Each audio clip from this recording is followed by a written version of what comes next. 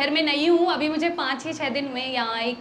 और जैसा कि अभी एक जन ने यहाँ पढ़ा था तो उन्होंने कहा था कि मैं छोटे शहर से हूँ, एंड मैं भी छोटे शहर से ही हूँ, बहुत छोटा नहीं है, इलाहाबाद से हूँ मैं। तो अभी मुझे 5-6 दिन ही हुए हैं आए, तो मैं एक दिन लिख रही थी ऐसी कुछ नज़्म, तो मेरे ख्याल में 2 लाइनें आई, तो वो मैंने लिखी है, तो मैं उसी से शुरुआत करना चाहूँगी कि मैं मेरे किताबों का आधा बागान मेरे घर की मेज़ पर छोड़ कर आया हूँ। मैं मेरे किताबों का आधा बागान मेरे घर की मेज़ पर छोड़ कर आया हूँ। यहाँ मेरे गमले में अब आधे अधूरे हरसिंगार खिलते हैं। यहाँ मेरे गमले में अब आधे अधूरे हरसिंगार खिलते हैं। शुक्रिया। और जैसा कि आज़ादी का दिवस है, तो मुझे ये लगता है कि जो एक राइटर होता है ना, उसकी जिम्मेदारी होती है कि वो सिर्फ आज़ादी ना लिखे, क्योंकि यहाँ जितने लोग बैठे हैं मुझे लगता है कि वो सब लोग मेरी बात से रिलेट कर पाएंगे कि आज हम आज़ाद होकर के भी हमें बताया जा रहा है कि हमें आज़ादी दिवस कैसे मनाना है।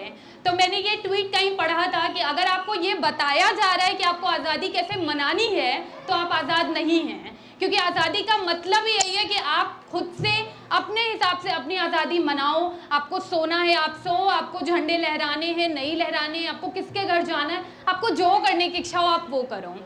तो इस पर मैंने कुछ लिखा है कि शुरू की 2 लाइनें ये हैं कि यदि तुम्हारी कलम क्रांति नहीं लिख सकती, यदि तुम्हारी कलम क्रांति नहीं लिख सकती और तुम्हारे लिखे हुए अल्फाज सुनने वालों के कानों में चुभते नहीं हैं, तो तुम्हारी कलम बेशक आज़ाद नहीं गुलाम है।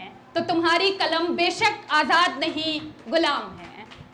और आगे सुनिएगा कि बेशक मेरी कलम आज़ादी नहीं लिख सकती है, बेशक मेरी कलम आज़ादी नहीं लिख सकती, गुलाम भारत के इस कलयुग में स्वतंत्रता की पियरी किनारी नहीं लिख सकती है। हाँ, मगर शहीदों को 21 तोपों की सलामी लिखती है।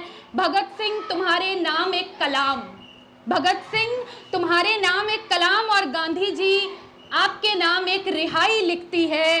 अहिंसा के हिंसा में परिवर्तित होने की कहानी लिखती है। मेरी स्याही तुम्हारे लिए 2022 की गुलामी की चिट्ठी अपनी ज़बानी लिखती है। 2022 की गुलामी की चिट्ठी अपनी ज़बानी लिखती है।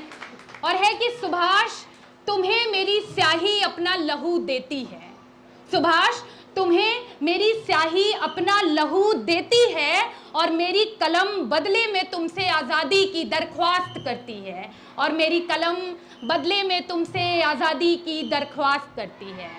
मेरी कलम बेशक आज़ादी नहीं लिख सकती, क्योंकि कुछ टुटपुंजियों की जी हुजूरी करना नहीं जानती है, क्योंकि कुछ टुटपुंजियों की जी हुजूरी नहीं कर सकती है। हाँ, मगर आज़ादी के मतवालों को आवाज़ देती है। नेहरू शास्त्री इंदिरा अब आओ, नेहरू शास्त्री इंदिरा अब आओ, जलती आग में जो बिना सोचे दाखिल हो जाए, कहीं से ढूंढकर एक रानी लक्ष्मीबाई ले आओ, कहीं से ढूंढकर एक रानी लक्ष्मीबाई ले आओ। आते हुए रास्ते से हो सके तो इन अय्याशों के डूबने भर के लिए चुल्लू भर पानी ले आओ, कहीं से हो सके तो इन अय्याशों के लिए डूबने के लिए एक चुल्लू भर पानी ले आओ, और एक सजा धजा फांसी का फंदा ले आओ। ये मेरी कलम आज़ादी तो नहीं लिख सकती, मगर प्रेमचंद्र की कफन को चूनरधानी लिखती है। पूस की रात को आज का भाग्य लिखती है। मंटो की शहादत को अमर कहानी लिखती है।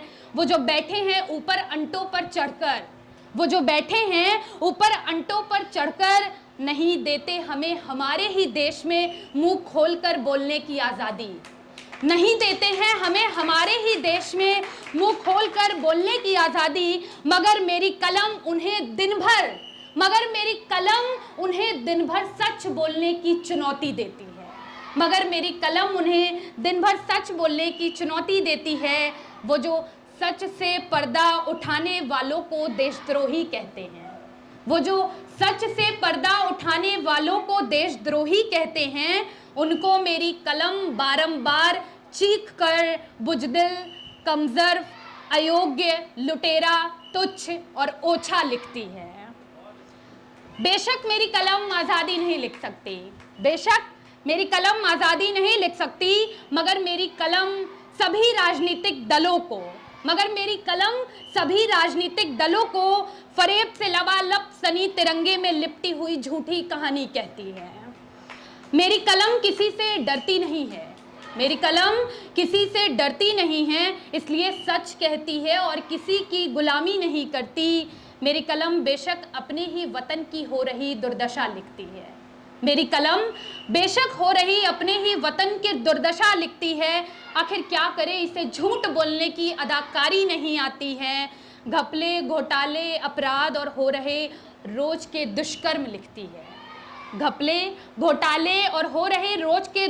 लिखती है। दीमक ने चाट ली हैं सारी की सारी लकड़ियां इस देश की, और अब चटी हुई लकड़ियों की कहानी लिखती है। विद्रोही है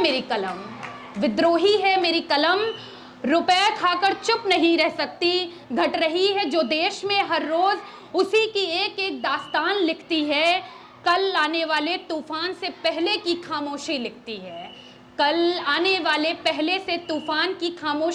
है। मेरी कलम आज़ादी के या फिर रिहाई की कविताएं नहीं लिखती। क्रांति ला सके जो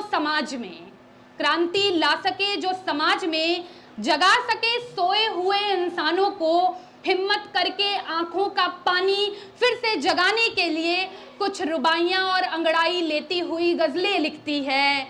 मेरी कलम लुटेरों के चुनाव प्रचार का प्रसार नहीं लिखती है। राजनीति ही इस देश की ऐसी गति का कारण है, बस यही कहने के लिए हर बार उठती है, और जब भी उठती है सिर्फ 2-4 छोटे मगर बहुत बड़े बड़े सवाल पूछती है।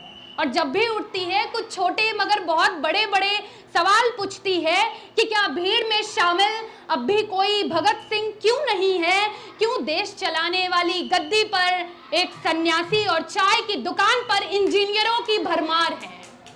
क्यों देश चलाने वाली गद्दी पर एक सन्यासी और चाय की दुकान पर इंजीनियरों की भरमार है? क्या ये गुलामी